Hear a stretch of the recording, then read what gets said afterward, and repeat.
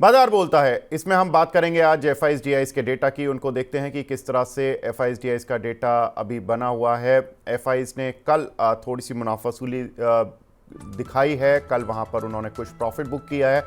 वहीं डीआईस कुछ हद तक माल खरीदते हुए नजर आए। 1676 करोड़ की बाइंग डीआईस की तरफ से एफआईएस ने करीब 1137 करोड़ की सेलिंग की है। हालांकि एफआईएस का जो ट्रेंड था लगातार पिछले 3 दिन से बाइंग साइड पर था, तो जितना उन्होंने लगभग बाय किया वो एक ही दिन में कल सेल कर लिया।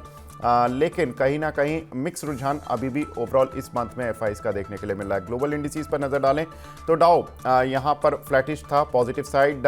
हैंसेंग में करीब 2% की उछाल देखने के लिए मिल रहा है। शंघाई फ्लैट है ऑन द नेगेटिव साइड। निकाई में आज करीब 2.5% की गिरावट है, क्योंकि उनकी जो करेंसी है येन, उसमें स्ट्रेंथ देखने के लिए मिल रही है। क्यों दिख रही है उसमें स्ट्रेंथ और क्यों आज जापान का मार्केट गिरा हुआ, उस पर भी बात कर पाएंगे। कोस्पी में करीब 1.25% की गिरावट देखने के लिए मिल रही है। कुछ एक ग्लोबल खबरों पर नज़र डाल लेते हैं और उससे पहले गेनर्स लूजर्स ले लेते हैं। आज के टॉप गेनर्स और लूजर्स कौन से हैं, तो टॉप गेनर्स की लिस्ट में देखें तो आज जो बने हुए हैं उसमें आइनॉक्स विंड, जहां पर की करीब 10% का उछाल देखने के लिए मिल रहा है। एसबीसीएल यहां पर करीब 9% की बढ़त। शिपिंग कॉर्पोरेशन, ये कल भी काउंटर बहुत तेज चला था, करीब 20%, आज भी 8% की बढ़त के साथ कामकाज कर रहा है। रेलटेल और इरकॉन, ये शायद दोनों ही काउंटर ऐसे हैं जिनको रोज देखिए आप ग्रीन में देखिए, तो ये थोड़ा सा एक कॉज ऑफ ए कंसर्न है, या ये मुनाफा वसूली का दौर शुरू हो सकता है, इस पर बात करेंगे। टॉप लूजर्स यहाँ पर लोधा डेवलपर, यहाँ पर करीब 4.5% की गिरावट है। जीएसएल में 2.5%, शेफलर यहाँ पर करीब 2.5%, पारस डिफेंस करीब 2.5%, पॉलिसी बाजार यहाँ पर भी करीब 2% की गिरावट देखने के लिए मिल रही है। अब बात करते हैं ग्लोबल खबरों पर, क्योंकि ग्लोबल न्यूज़ जिन्होंने की अब मार्केट की दिशा और दशा तय कर सकती हैं। सबसे इंपॉर्टेंट न्यूज़ है कि अमेरिका में जो सीपीआई इन्फ्लेशन है वो करीब 3 साल की निचले स्तरों पर आ चुका है, जिसकी वजह से जो बॉन्ड यील्ड थी कल के सत्र में वहां पर 11 बेसिस पॉइंट गिरी हैं। और उसका इम्पैक्ट ये है कि अगर इन्फ्लेशन कम होगा, बॉन्ड यील्ड गिरेंगी, तो सीधा मतलब है इसका कि कहीं ना कहीं इंटरेस्ट रेट कट होंगे। अब लगभग लोग ये मान चुके हैं कि पहला रेट कट सितंबर में यूएस में होता हुआ दिखाई देगा। उसकी वजह से यूएस के रेट कट की उम्मीद की वजह से हुआ क्या, कल रात की डॉलर इंडेक्स लगातार गिरता चला गया और मई के बाद सबसे बड़ी गिरावट कल डॉलर में आती हुई दिखाई दी, जिसकी वजह से येन जो था, जापान की जो करेंसी है, उसमें स्ट्रेंथ आ गई, क्योंकि डॉलर कमज़ोर हुआ तो येन स्ट्रांग हो गया। येन स्ट्रांग हुआ तो येन का स्ट्रांग होना जापानीज मार्केट को कभी पसंद नहीं आता, इसलिए आज जापानीज मार्केट करीब 2.5% गिरा हुआ है। साथ ही अगर देखें तो यूएस में रेट कट की उम्मीदों के चलते जो प्रीशियस मेटल हैं उनकी कीमतों में काफ़ी अच्छा सर्ज देखने के लिए मिला। गोल्ड सिल्वर की कीमतों में करीब 2 से 2.5% की बढ़त देखने के लिए मिली। रुचिन जी, अगर देखें तो बेस मेटल में तो अच्छी तेजी देखने के लिए मिल रही है सर, लेकिन जो प्रीशियस मेटल है, माफ़ कीजिएगा, उसमें अच्छी तेजी देखने के लिए मिल रही है। सब बेस मेटल के शेयर्स में क्या कर सकते हैं, like SAIL, Hindustan Copper, Vedanta, Hindustan Zinc? तो फिलहाल अगर आप शॉर्ट टर्म ट्रेडिंग के नजरिए से देख रहे हैं तो इतना मोमेंटम अब तक स्टार्ट हुआ नहीं है। डेफिनेटली डॉलर इंडेक्स में जब गिरावट आती है तो ओवरऑल मेटल स्पेस के लिए पॉजिटिविटी रहती है। लेकिन चार्ट्स पे या स्टॉक्स में हमने अब तक वो साइंस देखनी है कि जहाँ पे मोमेंटम टर्न आउट होगा। सो हम वेट करना चाहूंगा कि जब निफ्टी मेटल इंडेक्स में अगर 9820 के लेवल्स अगर सरपास हो तो फिर एक अच्छा मूव रह सकता है। सो फिलहाल 9720 के आसपास निफ्टी मेटल इंडेक्स ट्रेड कर रहा है। सो थोड़ी मोमेंटम अगर कुछ नो पॉजिटिव साइड बनती है तो उसके बाद नो एंट्री लेने की सलाह रहेगी। But as of now I think watch list पे रखे स्टील अथॉरिटी जैसे स्टॉक्स के, जहाँ पे स्टॉक सपोर्ट के आसपास ट्रेड कर रहा है। इवन ब्रॉडर मार्केट्स में से अगर हिंडाल्को में देखे तो एक रिलेटिव आउट परफॉर्मेंस हमने नो पिछले कुछ दिनों में हिंडाल्को में देखा है, जहाँ पे ग्रेजुअल मूव है और कंसोलिडेशन में स्टॉक्स ने अपने सपोर्ट तोड़े नहीं है। सो स्टॉक्स है जो आप वॉच लिस्ट पे रख सकते हैं, बट थोड़ा सा मोमेंटम आने का इंतजार करें। अच्छे प्राइस वॉल्यूम एक्शन अगर दिखते हैं तो सेल और हिंडाल्को आप कंसिडर कर सकते हैं फिर अनु स्टॉक में खरीदारी करने के लिए। बिल्कुल। कुछ दर्शकों के सवाल भी आ रहे हैं, उनको भी लेते हुए चलते हैं। संजय दत्त जी का सवाल है यूनियन बैंक पर। सर 143 के लिए हुए, इन्होंने 9 मंथ का व्यू है, 500 शेयर हैं। इनको ये सजेशन मांग रहे हैं कि क्या कुछ आपका व्यू है और कितने समय तक ये रख सकते हैं? तो पीएसयू बैंक्स में, specially mid size PSU banks में, अगर आप लास्ट 3-4 महीने में देखिए तो सारे के सारे शेयर्स एक कंसोलिडेशन फेज में रहे। फिलहाल तो कोई साइंस नहीं है कि आपको नियर टर्म में कोई बड़ा मूव देखने मिलेगा। जब लीडरशिप जब भी पीएसयू बैंक्स में हम देखते हैं कि आती है तो एसबीआई जैसे, एसबीआई है, बैंक ऑफ बड़ौदा जैसे लार्ज नेम से आती है। उसके बाद वो पूरी स्प्रेड फिर से मिड साइज पीएसयू बैंक्स में होती है। सो फिलहाल तो लग रहा है कि ये साइडवेज ट्रेंड आगे कंटिन्यूड रहेगा, जहाँ पे 130 के आसपास, 130 128 ये रेंज में यूनियन बैंक के लिए सपोर्ट है, और रेजिस्टेंस 160 से 170 के रेंज में है। सो अब देखेंगे तो ये लोअर एंड के रेंज के काफी नजदीक ट्रेड कर रहा है। सो आई डोंट थिंक यहाँ पे आपको एग्जिट करना चाहिए। मे बी कुछ समय और स्टॉक निकाल सकते हैं कंसोलिडेशन में, और एक बार ये टाइम वाइज करेक्शन के बाद में जब वो higher end of the range जो हमने डिस्कस की उसके आसपास आता है, तब आप स्टॉक में रिव्यू करें वेदर वहां पे एग्जिट लेना चाहिए कि नहीं। बट अभी तो मेरे ख्याल से होल्ड करना चाहिए, क्योंकि यहाँ पे जो पूरी रेंज बाउंड एक्टिविटी पिछले 4 महीने में हुई है, उसके सपोर्ट एंड के आसपास इस ट्रेड कर रहा है। 130 से 128 के आसपास स्टॉक में एक strong no support Union Bank के लिए बना हुआ है। जी, एक हमारे दर्शक हैं जिनका सवाल इरिडा पर है। ये सर पूछ रहे हैं कि इरिडा को अब बेच देना चाहिए क्या? सर आज रिजल्ट्स हैं, रिजल्ट से पहले जो इनका Q1 का डेटा आया था वो काफ़ी अच्छा था, और उसके बाद से देखिए पिछले 5 दिन में ये काउंटर 25% चल गया है। क्या लॉजिकली इसमें प्रॉफिट बुकिंग कर लेनी चाहिए? ट्रेंड स्टॉक का अभी भी पॉजिटिव है। हम देखेंगे तो सिर्फ प्राइस तो नए हाइस पे है ही है लिस्टिंग के बाद में। एक अच्छे कंसोलिडेशन का ब्रेकआउट ये पिछले महीने के एंड में हुआ था, और इम्पोर्टेंटली वॉल्यूम्स काफी इंपॉर्टेंट रहता है। अगर मार्केट स्टॉक के अप ट्रेंड में वॉल्यूम्स कम हो रहे होते तो वो फेजेस होते कि जहां पे आपको प्रॉफिट बुकिंग करके एग्जिट करने की सोचनी चाहिए।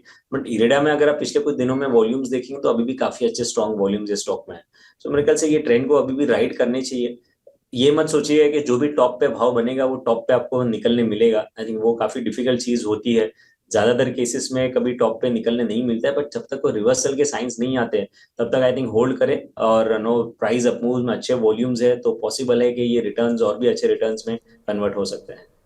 जी, तनुज जैन जी का सवाल है GMR एयरपोर्ट पर। सर क्या लगता है ऑन चार्ट्स? सक्सेस तो पॉजिटिव है। पिछले कुछ दिनों में कंसोलिडेशन भी हो रहा है, बट स्टॉक में कंसोलिडेशन में अपने सपोर्ट्स नहीं तोड़े हैं। 20 डे में सपोर्ट 94 95 के रेंज में है, तो जब तक ये स्टॉक में ये सपोर्ट इंटैक्ट है, पोजिशनली 108 के आसपास के टारगेट से स्टॉक में एक्सपेक्ट कर सकते हैं। जी, आशीष महाजन जी का सवाल है बॉम्बे बर्मा पर। सर क्या बाय कर सकते हैं 2295 पर? बाय किए हुए हैं इन्होंने 2295 पर, 130 शेयर हैं। आज शॉर्ट टर्म टारगेट पूछ रहे हैं आपसे।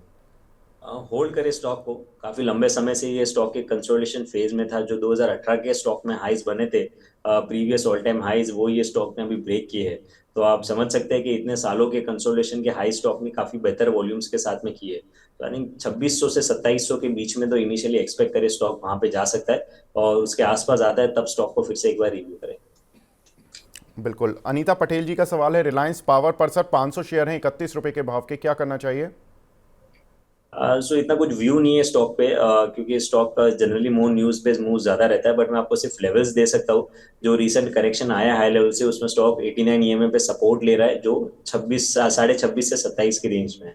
सो आप 26.5 के नीचे अपने पोजीशंस पे स्टॉप लॉस रख सकते हैं। बट वेदर स्टॉक में पॉजिटिविटी आगे चल के रिज्यूम होगी, बड़े मूव्स होने, थोड़ा टेक्निकली देखना मुश्किल है स्टॉक में, क्योंकि न्यूज बेस्ड मूव स्टॉक में ज्यादा रहते हैं। जी, दीपांकर चक्रवर्ती जी का सवाल है रेलटेल पर और इरिडा पर। ये पूछ रहे हैं टारगेट बता दीजिए सर इन दोनों के। तो इरेडा हमने ऑलरेडी कवर किया है स्टॉक। आई थिंक इसमें आप जी रादर देन, क्योंकि स्टॉक है लिस्टिंग के बाद ऑल टाइम हाई पे है, तो ऐसे कुछ नो टेक्निकली टारगेट निकालना डिफिकल्ट है। बट आपको सबसे बेटर मेथड रहेगा ये स्टॉक में ट्रेंड को राइड करने के लिए, ट्रेलिंग स्टॉप लॉस मेथड। कि सपोर्ट के नीचे स्टॉप लॉस रख दीजिए, फिर जैसे स्टॉक प्राइस ऊपर जाते हैं फिर आपके स्टॉप लॉसेस भी ऊपर बढ़ाते रहिए।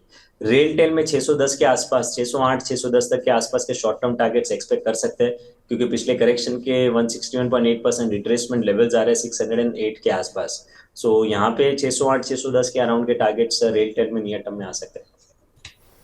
बिल्कुल। तो ये तो थी कुछ कॉलर्स की बात, लेकिन कुछ एक खबरें भी हैं मार्केट में, उनको भी एक बार शुरू कर लेते हैं। सबसे इम्पॉर्टेंट जो कल नतीजा भी था और ख़बर भी थी वो था TCS का नतीजा। उम्मीद के मुताबिक आया।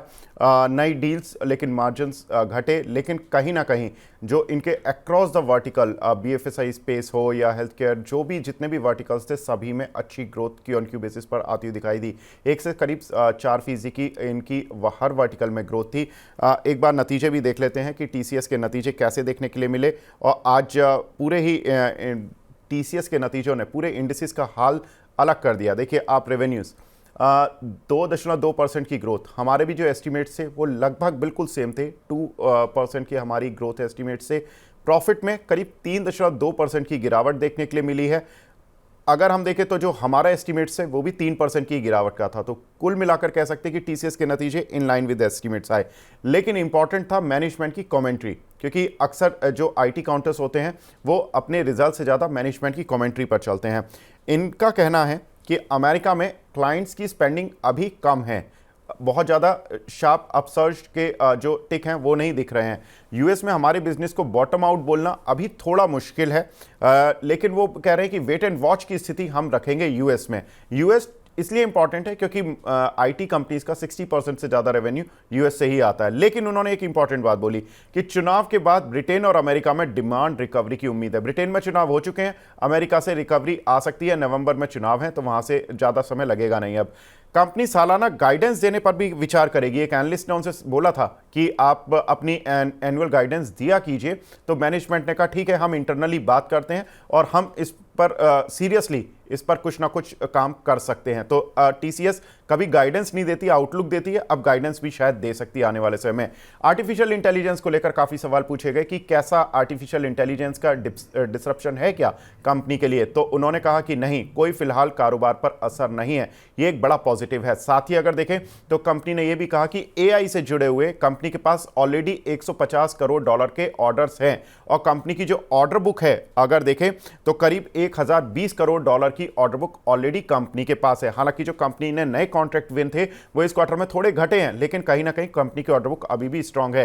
कंपनी के जो Q1 ऑपरेटिंग प्रॉफिट मार्जिन्स थे वो 24.7% रहे हैं। उसमें जो मेन डिक्लाइन का कारण था, कंपनी ने चूंकि सैलरी हाइक की है, अप्रैल जून क्वार्टर में जनरली आईटी कंपनीज अपने सैलरी हाइक करती हैं, जिसका असर जो था मार्जिन्स पर देखने के लिए मिला 170 बेसिस पॉइंट। कंपनी ने कहा है कि 26 से 28% तक के मार्जिन्स कंपनी मेंटेन करेगी इस साल के अंदर, और हर तिमाही में कंपनी के क्यू ऑन क्यू बेसिस पर मार्जिन्स बढ़ते हुए जाएंगे। ये एक अच्छी खबर मार्केट को जो अच्छी लग रही है। साथ ही अगर देखें तो कंपनी ने एक और अच्छा डिस्क्लोजर दिया, वो था कि कंपनी इस साल भी 40,000 नई भर्तियां करेगी। यानी कि अभी भी कंपनी अपने यहाँ पर एक्सपेंशन मोड में है, नए स्टाफ को भर्ती कर रही है। एट्रिशन रेट करीब 12-12.5% का है। तो कुल मिलाकर कह सकते हैं कि टीसीएस के नतीजों में जो पॉजिटिव हैं वो काफ़ी ज़्यादा हैं, और नेगेटिव केवल ये था कि कंपनी की एक तो जो डील वैल्यू थी जो उसने इस क्वार्टर में विन की वो थोड़ी सी कम थी, करीब 37% कम आई। दूसरा, मार्जिन्स घटे, लेकिन मार्जिन्स घटने का सीधा रीज़न कंपनियों के सैलरी हाइक होते हैं, जो कि हर कंपनी, आईटी कंपनी Q1 में जनरली करती है, जिसका इम्पैक्ट उनके Q1 मार्जिन्स पे जरूर देखने के लिए मिलता है। रुचिन सर, कैसे देख रहे हैं अब टीसीएस को और विज़ जो लीडिंग आईटी कंपनीज है लाइक एलटीआई, माइंडट्री, इन्फोसिस, इन सभी पर, क्योंकि आज इन पर अच्छा मूव देखने के लिए मिल रहा है? तो आईटी आई थिंक नो पिछले 1-1.5 महीने में देखे तो no slow and gradual upmove हमने काफी आईटी के लार्ज कैप स्टॉक्स में देखे हैं, और काफी लंबे समय का अंडर परफॉर्मेंस नो ये लार्ज कैप आईटी नेम्स में रहे, अगर ये मार्केट के पिछले 1-1.5 साल की तेजी से कंपेयर करें तो। सो अब यहाँ पे लग रहा है कि बाइंग इंटरेस्ट सर्टनली रहेगा, और आप देखिएगा तो मार्केट में अब ऐसे पॉकेट्स कि जहाँ पे ये पिछले 2-3 क्वार्टर्स में तेजी नहीं आई है और रिस्क रिवॉर्ड रेशियो थोड़े फेवरेबल है, आई थिंक वहां पे थोड़ा आपको रिलेटिव आउट परफॉर्मेंस देखने मिलेगा। जैसे ऑयल एंड गैस एक स्पेस था कि जहाँ पे इतनी बड़ी तेजी नहीं दिखी गई थी, अब हम वहां पे एक अच्छे मूवमेंट देख रहे हैं। आईटी उनमें से एक है कि जहाँ पे इतनी बड़े रिटर्न्स नहीं बने अब तक, बट नो अभी क्योंकि मार्केट्स में दूसरे सेक्टर्स ऑलरेडी रैली कर चुके हैं, तो यहाँ पे रिस्क रिवॉर्ड रेशियो फेवरेबल है। अगर नो रिजल्ट्स भी अगर ऐसे लार्ज कैप्स के नेम्स के अच्छे आते हैं, सो आई थिंक ये आउट परफॉर्मेंस रह सकता है। टीसीएस आई थिंक यहाँ पे काफी पॉजिटिव ही लग रहा है। 4200 तक का मूव हम नो शॉर्ट टर्म में टीसीएस में एक्सपेक्ट कर सकते हैं, वो जो प्रीवियस स्विंग हाइस था। इवन दूसरे आईटी स्पेस में से एलटीआई, माइंडट्री है, परसिस्टेंट जैसे स्टॉक्स है मिड कैप आईटी में से, कि जहाँ पे ब्रॉडर ट्रेंड काफी स्ट्रॉन्ग लग रहा है। सो सिलेक्टिव आईटी नेम्स में हमें लग रहा है कि अब आगे चल के स्टेबिलिटी नजर रहेगी, और जैसे दूसरे कंपनीज के क्वार्टरली रिजल्ट्स अनाउंसमेंट हो गए, वैसे आप अंदाजा लगा पाएंगे कि कौन से ऐसे स्टॉक्स रहेंगे जो आउट परफॉर्म करेंगे आगे चल के। बिल्कुल। दूसरी आईटी कंपनी HCL टेक के आज नतीजे हैं, उस पर भी नज़र डाल लेते हैं कि किस तरह के नतीजे देखने के लिए मिलेंगे। HCL टेक के Q-on-Q अनुमान देख लेते हैं। कंपनी के रेवेन्यूज़ में करीब 2% की गिरावट देखने के लिए मिल सकती है, वहीं प्रॉफिट में करीब 5% की गिरावट देखने के लिए मिल सकती है। रुचित जी, अगर देखें तो TCS के नतीजे, केवल रेवेन्यू फ्रंट उनका स्ट्रांग था, प्रॉफिट तो उनका भी डिक्लाइन था। HCL टेक आज हरे में है, कैसे इसको ट्रेड करना चाहिए? वेल नंबर्स का वेट करने की सलाह रहेगी कि नंबर्स के आउटकम के बाद डिसीजन ले एचसीएल टेक में फ्रेश एंट्री के लिए। बट अगर किसी के पास एग्जिस्टिंग पोजीशंस है कि ऑलरेडी स्टॉक में खरीदारी की हुई है, तो 1450 टेक्निकली एक अच्छा सपोर्ट है। 1450 के नीचे के stop losses existing long positions पे रख सकते हैं। बिल्कुल। साथ ही आज तीन कंपनियों के जो मेन तीन कंपनियां हैं उनके नतीजे हैं, एक एरेडा, एक एचसीएल टेक, एक ओरिएंट होटल। तीन में से हमने दो कंपनियां डिस्कस कर ली हैं, एचसीएल टेक, दूसरा एरेडा। इस पर भी हमने बात कर ली है। सर ने बताया कि इसमें ट्रेलिंग स्टॉप लॉस के साथ आप ट्रेड करते जाएं। प्रॉफिट बुक करना चाहें कर सकते हैं, क्योंकि काउंटर 25% चल चुका है, लेकिन कहीं ना कहीं आप ट्रेलिंग स्टॉप लॉस लगाकर इसमें चलें। तीसरा काउंटर है ओरिएंट होटल। सर कैसे देख रहे हो उन चार्ट्स? तो देखिए देखिए तो स्टॉक अभी भी एक साइडवेज फेज में है। अप्रैल महीने में भी स्टॉक 135 140 की रेंज में ट्रेड कर रहा था, और अभी जुलाई में भी वही रेंज में है। सो जब तक स्टॉक में कुछ ब्रेकआउट्स नहीं आते तब तक कोई डायरेक्शनल मूव एक्सपेक्टेड नहीं है। हो सकता है कि रिजल्ट्स के बेस पे अगर एक आध दिन का मूव आता है तो फॉलो अप मूव देखना काफी इंपॉर्टेंट रहेगा। 147 का रेजिस्टेंस है स्टॉक के लिए, और 132 133 की रेंज में सपोर्ट है। सो फिलहाल तो ये सपोर्ट और रेजिस्टेंस में कंसोलिडेशन है, और इनमें से जो भी साइड का ब्रेकआउट स्टॉक में आएगा फिर ये कोई डायरेक्शनल मूव स्टॉक में एक्सपेक्ट करें। जी। कल मार्केट बंद होने के बाद कुछ और कंपनीज के नतीजे भी आए थे, उन पर भी एक बार नज़र डाल लेते हैं। जीटीपीएल हैथवे, इस कंपनी के नतीजे आए। रिलायंस ग्रुप की ये कंपनी है। इसके रेवेन्यूज़ तो करीब 9% ऊपर आते हुए दिखाई दिए, लेकिन नेट प्रॉफिट में करीब 57% का डिक्लाइन देखने के लिए मिला। 35 करोड़ से घट के प्रॉफिट 15 करोड़ आया। रेवेन्यूज़ अच्छे थे, 9% बढ़ते हुए दिखाई दिए। कोई एक्सेप्शनल गेन या लॉस नहीं था, तो कोई एडजस्टमेंट नहीं है, इट्स ए रियल नंबर। तो प्रॉफिट तेज़ी से डिक्लाइन हुआ है। सर आज काउंटर पर 2% की गिरावट है, काउंटर चल भी नहीं रहा है पिछले कई सत्रों से। क्या करना चाहिए इस काउंटर पर अब? ना अवॉइड करने की सलाह रहेगी। स्टॉक में ऐसे कुछ इतनी स्ट्रेंथ नजर नहीं आ रही है। इनफैक्ट आप देखेंगे तो लास्ट 6 महीने में स्टॉक ने कुछ इतने रिटर्न्स नहीं बना की गई ब्रॉडर मार्केट्स में अच्छी स्ट्रेंथ के बावजूद। सो अभी भी लग रहा है कि स्टॉक कंसोलिडेशन फेज में ही नो आगे चल के रह सकता है। सो ऐसे कुछ स्ट्रक्चर्स नहीं बन रहे जिससे कोई बड़ी तेजी के नियर टर्म में आसार तो नहीं दिख रहे हैं। जी। एक कंपनी के नतीजे आए थे, जीएनए एक्सेल। सर कल 4% ऊपर, आज भी 2% ऊपर है। रिजल्ट्स अच्छे देखने के लिए मिले on a Y basis. Revenues 400 crore आया, 371 करोड़ से बढ़कर करीब 8% का जंप, लेकिन प्रॉफिटेबिलिटी काफ़ी अच्छे से सर्ज हुई। 17 करोड़ से बढ़कर करीब 28 करोड़ का प्रॉफिट आता हुआ दिखाई दिया, 65% की growth. Q on Q basis पर जरूर प्रॉफिट और जो रेवेन्यूज़ की फिगर थोड़ी फ्लैट थी on the negative side, but counter ने एक अच्छा मूव दिया है। पिछले 5 दिन में भी 4.5% का मूव इस काउंटर पर देखने के लिए मिला है। सर क्या करना चाहिए अब इस काउंटर पर? थोड़ा पोजिशनल व्यू है तो स्टॉक में पॉजिटिविटी एक्सपेक्ट कर सकते हैं। स्टॉक में नीचे 400 के आसपास एक स्ट्रॉन्ग सपोर्ट बेस बना हुआ है, और ये जब तक इंटैक्ट है आप स्लो एंड ग्रेजुअल स्टॉक में 500 520 तक के लेवल्स एक्सपेक्ट कर सकते हैं। तो अगर किसी के पास एग्जिस्टिंग पोजिशंस हो तो मेरे ख्याल से होल्ड करने की सलाह रहेगी। टाटा की एक और कंपनी जिसके बारे में लोग कम जानते हैं, हमने टीसीएस के रिजल्ट सुन लिए, हमने टाटा एलेक्साई के रिजल्ट सुन लिए, लेकिन नेल्को, NELCO, इस काउंटर के भी कल नतीजे थे। कंपनी के नतीजे अच्छे नहीं देखने के मिले। करीब 6.5% की गिरावट रेवेन्यूज़ में, और प्रॉफिट करीब 19% घटता हुआ दिखाई दिया। हालांकि कल ये मार्केट आवर्स में ही रिजल्ट्स आ गए थे, रिएक्शन भी आ गया था, लेकिन आज इस पर थोड़ा सा एक व्यू ले लेते हैं, क्योंकि कुछ दर्शकों के सवाल भी आए थे, और इसमें करीब 2.5% की गिरावट आज के सत्र में देखने के लिए मिल रही है, और पिछले 5 ट्रेडिंग सेशन में करीब 6% ये काउंटर गिर चुका है। सर कहाँ पर सपोर्ट वगैरह है और क्या व्यू है इस पर आपका? 20 में सपोर्ट स्टॉक में 830 के आसपास आ रहा है, और इनकेस वो 830 का लेवल ब्रेक होता है और कुछ डीपर रिट्रेसमेंट स्टॉक में होता है तो 780 के आसपास मेजर सपोर्ट स्टॉक में रहेगा।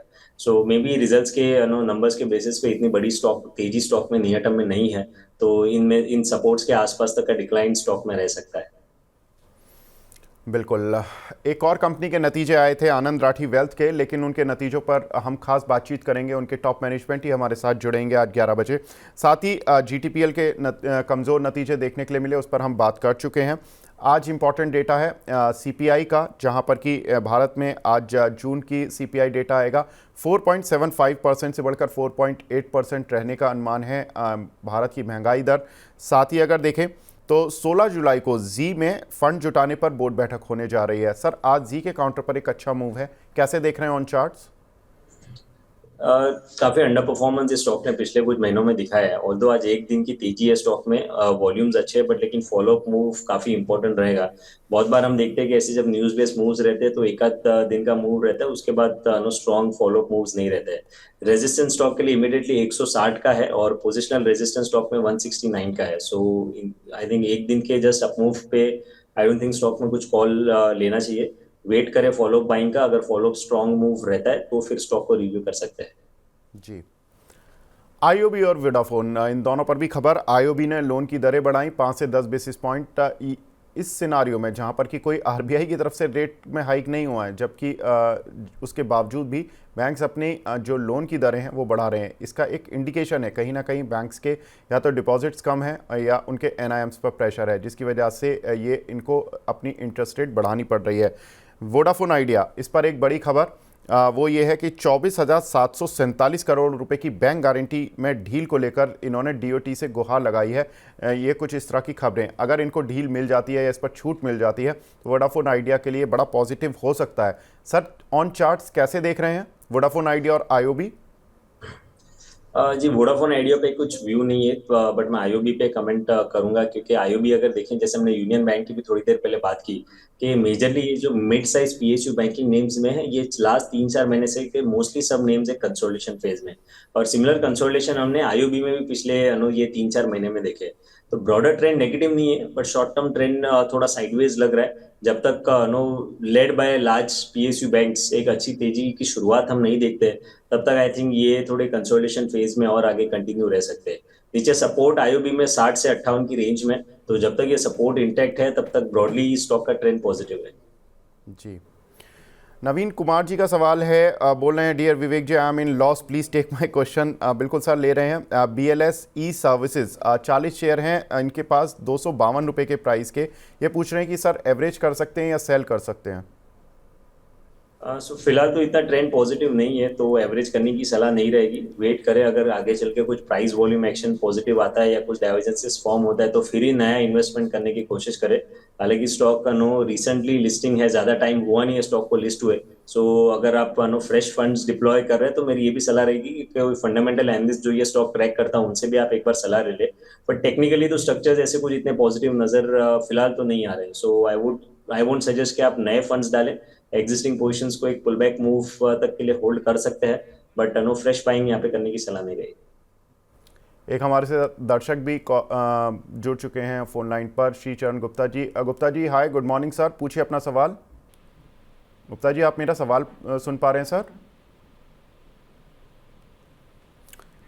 लगता है उनका सवाल लेना पड़ेगा, डिस्कनेक्ट हो गए हैं। यहाँ पर पीएनबी के 600 शेयर हैं 127 रुपये के भाव पर। सर, पीएसयू बैंक्स पर काफ़ी सवाल आ रहे हैं, क्या करना चाहिए? इसमें हमने रिजल्ट एस्टीमेट्स पर बात की थी, तो 139% की ग्रोथ इस कंपनी दर्ज करा सकती है इस क्वार्टरली नतीजों में on a Y O Y basis. PSU space में सबसे अच्छे नतीजे रहेंगे, लेकिन काउंटर तब भी चल नहीं रहा है। जैसे हमने 2 बार ऑलरेडी चर्चा कर चुके थे कि मोमेंटम में नहीं है, राइट। पीएसयू बैंक्स फिलहाल मोमेंटम में नहीं है, तो आप शॉर्ट टर्म में कुछ बड़े मूव्स एक्सपेक्ट ना करें स्टॉक में। लेकिन लॉन्गर टर्म ट्रेंड खराब नहीं है। ये ज्यादातर मिड साइज पीएसयू बैंक्स जो है वो सब एक कंसोलिडेशन फेज में है। इवन लार्ज पीएसयू नेम्स में भी देखेंगे तो पिछले कुछ दिनों में इतना मोमेंटम स्ट्रॉन्ग नहीं रहा है। So I think waiting for some leadership from stocks such as SBI, कि जहाँ पे अपमूव की शुरुआत हो तो फिर next leg of upmove PSU banks में रहेंगे। बट हाँ, अगर मैं लॉन्ग टर्म के चार्ट देखूँ तो ये पूरे जो कंसोलिडेशन पिछले कुछ 3-4 महीने में हुए, ये जस्ट एक टाइम वाइज करेक्शन लग रहे हैं within an up trend. So कोई बड़े मूव्स इमीडिएटली एक्सपेक्ट ना करें। ये शायद कुछ समय के कंसोलिडेशंस और कंटिन्यू रह सकते हैं। जी। रुचि जी, आपकी कोई पिक्स हैं जो आप हमारे साथ शेयर करना चाहते हैं sir? I think banking space में से एक्सिस बैंक रहेगा जो मैं यहाँ पे खरीदारी की सलाह दूंगा, क्योंकि यहाँ पे हम देख रहे हैं कि पिछले 4-5 ट्रेडिंग सेशन से बैंक निफ्टी जहाँ पे थोड़ा सा करेक्टिव फेज आया, फिर भी एक्सिस बैंक देखेंगे तो आज अपने नए ऑल टाइम हाईज ये स्टॉक ने पोस्ट किए हैं। सो ये क्लियर आउट परफॉर्मेंस दिखा रहा है कि with in the banking space एक रिलेटिव आउट परफॉर्मेंस या काफी स्ट्रेंथ एक्सिस बैंक में नजर आ रही है। सो हमें लग रहा है कि अगर बैंक निफ्टी भी 20 DMA सपोर्ट के आसपास ही ट्रेड कर रहा है, सो यहाँ से अगर बैंकिंग के अपमूव का रिसेप्शन होता है, अगर ये एवरेज सपोर्ट नहीं तोड़ता है, तो एक्सिस बैंक में अच्छा आउट परफॉर्मेंस कंटिन्यू रह सकता है। तो करंट लेवल्स पे 1260 के स्टॉप लॉस से खरीदारी कर सकते हैं और ऊपर 1400-1420 के रेंज के टारगेट स्टॉक में रह सकते हैं। जी, तो यहाँ पर एक्सिस बैंक में खरीदारी की रहा है। रुचित जी, आप हमारे साथ जुड़े सर, बहुत बहुत शुक्रिया हमसे जुड़ने के लिए, अपना प्रीशियस टाइम देने के लिए। Thank you.